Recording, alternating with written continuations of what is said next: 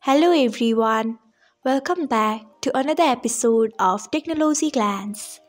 Today, in this video, I'm going to guide you through how you can turn on sync contacts on Telegram.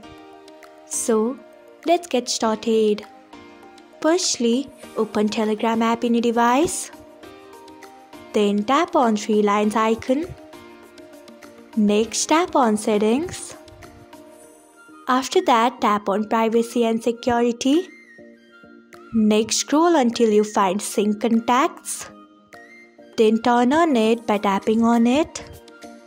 So, this is how you can turn on sync contacts on Telegram. Thanks for watching.